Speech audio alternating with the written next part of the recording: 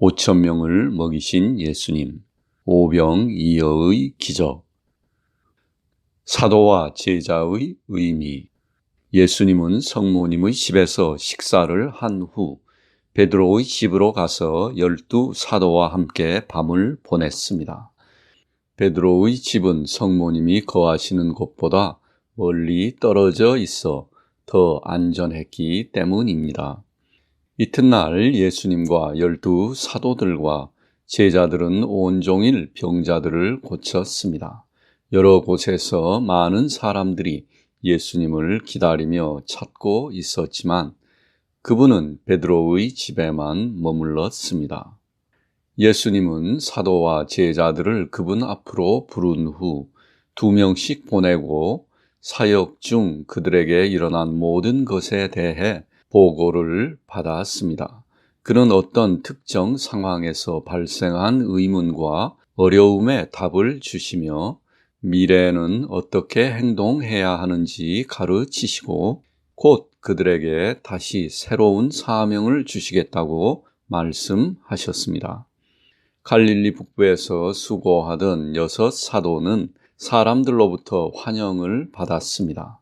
그들은 사람들이 준비되어 있음을 발견했고 그 결과 많은 사람들에게 세례를 주었습니다. 하지만 유다에 간 다른 사도들은 아무에게도 세례를 주지 못했고 이곳저곳에서 반대에 직면했습니다. 집 주변에 군중이 점점 더 많아지자 예수님과 그분의 제자들은 몰래 그곳을 떠나 산으로 올라갔는데 예수님께서 조용하게 제자들에게 가르치기를 원하셨기 때문입니다. 하지만 많은 사람들이 그들이 출발하는 것을 엿보았고 그 소식이 퍼져 이곳 산에 있는 예수님과 일행은 다시 엄청난 무리에 둘러싸이게 되었습니다. 제자들은 사람들을 질서 있게 정렬했고 예수님은 8가지 축복과 기도에 대해 다시 가르치기 시작하셨습니다. 또 그분은 다시 우리 아버지 기도의 첫 번째 간구에 대해 설명하셨는데 시간이 지날수록 군중이 늘어났습니다. 사람들은 주변의 모든 도시에서 병자들과 마귀 들린 자들을 데리고 왔고 많은 이들이 예수님과 제자들에 의해 치유되었습니다. 가르침이 끝난 다음 날 군중들은 흩어졌고 예수님은 사도들과 제자들과 함께 산 위의 그늘지고 한적한 곳으로 가셨는데 12 사도 외에도 72명의 제자들이 예수님과 함께 있었습니다. 예수님은 제자들에게 그들을 위해 준비된 사역에 대해 지시하셨습니다. 그분은 그들에게 지갑도 돈도 빵도 가져가지 말고 오직 지팡이와 신발 한 켤레만 가져가야 한다고 말했습니다.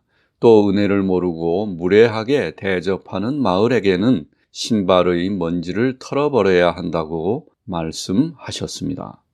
예수님은 그들에게 사도와 제자로서 다가올 의무에 대해 일반적인 지침을 주시면서 그들을 땅의 소금이라고 부르시며 광주리 아래 덮어두어 숨겨서는 안 되는 빛과 산 위에 자리 잡은 도시에 대해 말씀하셨습니다.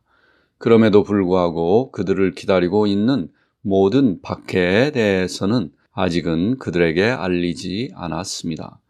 이 가르침의 요점은 예수님이 사도와 제자들 사이에 명확한 선을 긋고 사도들을 제자들의 위에 두신 것입니다. 예수님은 그들에게 그분이 사도들을 부르고 보내신 것처럼 사도들도 제자들을 부르고 보내야 한다고 말씀하셨습니다. 이것은 그들 자신의 사명을 수행하기 위해 부여받은 권한이었습니다. 또한 예수님은 제자들 사이에서도 계급을 나누어 연장자와 잘 훈련된 자가 젊고 최근에 합류한 자들을 지도하도록 하셨습니다. 예수님은 그들을 이와 같이 배열했습니다. 베드로와 요한이 이끄는 2명씩 짝지어진 12 사도들, 그리고 그들 주위를 제자들 중 연장자들이 둥그렇게 둘러쌌으며 그들의 뒤에 더 젊은 제자들이 그분이 지명한 지위에 따라 섰습니다. 그런 다음 예수님은 그들에게 진지하고 감동적인 가르침의 말씀을 하시고 그분께서 그들을 선택하신 존엄성을 부여하기 위해 사도들에게 손을 얹었습니다. 그분은 제자들에게는 단지 축복만 하셨습니다. 이 모든 전체 장면은 매우 인상적이었으며 가장 평온하게 이루어졌는데 어느 누구에게도 최소한의 저항이나 불만의 징후가 보이지 않았습니다. 이때쯤에는 저녁이 되었는데 예수님은 안드레, 요한, 필립, 야고보와 함께 산속으로 더 깊이 들어가셔서 기도로 밤을 보냈습니다. 예수님께서 5,000명을 먹이시다. 이튿날 아침 예수님과 사도들은 이미 팔복에 대해 여러 번 가르치셨던 산으로 돌아왔는데 큰 무리가 모여들었고 사도들은 병자들을 쉴 수 있는 장소에 배치했습니다. 예수님과 사도들은 치료하고 가르치기 시작했습니다. 그 당시 많은 사람들이 처음으로 카퍼르나움에 왔는데 그들은 세례를 받기 위해 원을 그리며 무릎을 꿇었고 그 목적을 위해 가죽통에 담아온 물이 한 번에 3번씩 뿌려졌습니다. 성모 마리아는 다른 여성들과 함께 오셨는데 주로 병든 여인들과 아이들을 도왔습니다. 예수님은 8가지 축복에 대해 가르치셨는데 6번째까지 가르치셨습니다. 또 카퍼르나움에서 시작한 기도에 대한 가르침을 반복해서 우리 아버지의 기도 몇 가지를 설명하셨습니다. 가르침과 치료는 4시 이후까지 계속되었는데 이 시간 내내 듣고 있던 군중은 아무것도 먹지 못했습니다. 그들은 그 전날부터 예수님을 따랐으므로 그들이 가져왔던 부족한 음식은 이제 모두 떨어졌습니다. 그들 중 많은 사람들이 음식을 먹지 못해 힘을 잃었습니다. 사도들은 이 상황을 알고 예수님께 다가가서 사람들이 저녁에 숙소를 찾아 음식을 구할 수 있도록 가르침을 끝마쳐 달라고 요청했습니다. 그러자 예수님께서 대답하셨습니다. 그들이 떠날 필요 없다. 여기서 그들에게 먹을 것을 주어라. 필립은 예수님이 모든 군중을 먹이기에 충분한 빵을 주변에서 구해오라고 제자들에게 시키실 것으로 생각했기 때문에 약간 주저하며 이렇게 말했습니다. 저희가 가서 200데나리오너치의 빵을 사와 저들을 먹일까요? 예수님께서는 빵이 몇 개 있는지 알아보아라 라고 대답하시고 그분의 설교를 계속했습니다. 군중 속에는 빵 5개와 물고기 2마리를 가지고 있는 한 종이 있었는데 그의 주인이 사도들에게 선물로 주려고 그에게 들려 보낸 것이었습니다. 안드레가 말했습니다. 그러나 저렇게 많은 사람들에게 그것이 무엇입니까? 그러나 예수님은 그것을 가져오라고 명령하셨고 그 빵과 물고기가 그분 앞에 놓이자 일용할 양식의 간구에 대한 설명을 계속하셨습니다. 많은 사람들이 힘을 잃었고 아이들은 배가 고파 울었습니다. 그리고 나서 예수님은 필립을 시험하기 위해 이 사람들이 먹을 수 있는 빵을 어디서 사야 하느냐 하고 물으셨습니다. 필립은 대답했습니다. 이 모든 군중에게는 200데나리온어치로도 충분하지 않습니다. 예수님께서는 이렇게 말씀하셨습니다. 사람들을 앉게 하여라.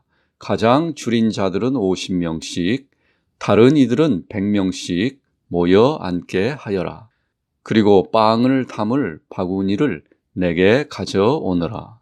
제자들은 넓은 나무 껍질로 짠 빵을 담는 바구니들을 한 줄로 그분 앞에 놓았습니다. 그리고 그들은 사람들 사이에 흩어져 그들을 50명씩, 100명씩 모여 앉게 했습니다. 예수님은 산 위쪽에 계셨고 사람들은 아래쪽에 앉아 있었습니다. 예수님이 가르치신 곳 근처에는 높고 이키가 많은 둑이 있었는데 예수님은 그 위에 넓은 수건을 펴라고 지시하신 후 그 위에 빵 5개와 물고기 2마리를 놓도록 했습니다. 빵은 길었으며 두께는 약 2인치 정도 되었고 칼로 구분선이 나 있었습니다. 물고기는 크기가 팔 길이 정도 되었으며 구워서 먹을 준비가 되어 큰 나무 잎사귀 위에 놓여 있었습니다. 제자들이 예수님께서 지시하신 대로 군중의 수를 세어 50명, 100명씩 앉혔을 때 그분은 빵 5개를 자르고 그것을 십자형으로 나누었습니다. 물고기는 길게 종단으로 잘랐습니다. 그 후 그분은 빵 하나를 손에 높이 들고 기도하셨고 또 물고기 하나도 동일하게 했습니다.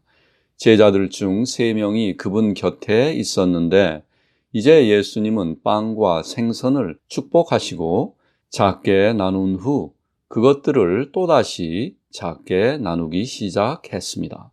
그러자 모든 부분이 즉시 원래의 크기로 증가했으며 그 표면에는 이전과 같이 구분선이 나타났습니다. 그런 다음 예수님은 빵을 사람들이 만족할 만큼 충분히 크게 쪼개어 각각 물고기 하나와 함께 주셨습니다.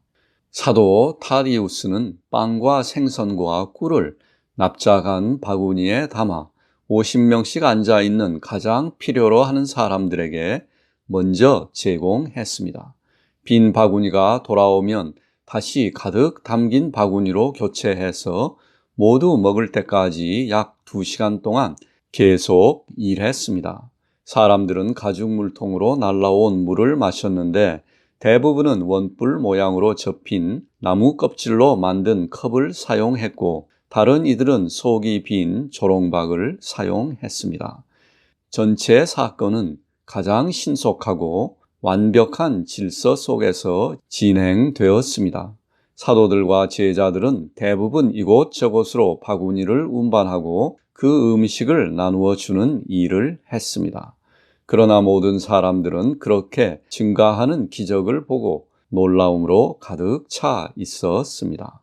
빵의 크기는 길이가 약 반 미터는 되었고 두께가 3손가락은 좋게 되었습니다. 예수님은 물고기를 세로로 2개로 자르고 그 반쪽을 여러 부분으로 나누었는데 물고기는 항상 2개로 남아 있었습니다. 모두가 배고픔을 채우자 예수님은 제자들에게 바구니를 가지고 다니며 아무것도 버리지 말고 남은 것을 모두 모으라고 명령하셨습니다. 그들이 모으자 12바구니가 가득 찼습니다. 많은 사람들은 이 사건을 기념하려고 일부를 집에 가져가게 해달라고 요청했습니다. 사람들이 식사를 마치고 일어났을 때 그들은 주님의 기적에 감탄하며 놀라움으로 가득 차서 여기저기 모여 입에서 입으로 이렇게 말했습니다. 이 사람은 진짜입니다. 그는 세상에 오실 선지자입니다. 그분이 약속된 자입니다. 예수님은 이제 깊은 감동을 받은 무리를 떠나 보냈습니다. 그리고 그가 가르치신 그 장소를 떠날 때 그들의 말소리가 들렸습니다. 그분이 우리에게 빵을 주셨다. 그분은 우리의 왕이다. 그분을 우리의 왕으로 삼자. 그러나 예수님은 홀로 한적한 곳으로 사라지셨고 그곳에서 기도에 자신을 바쳤습니다.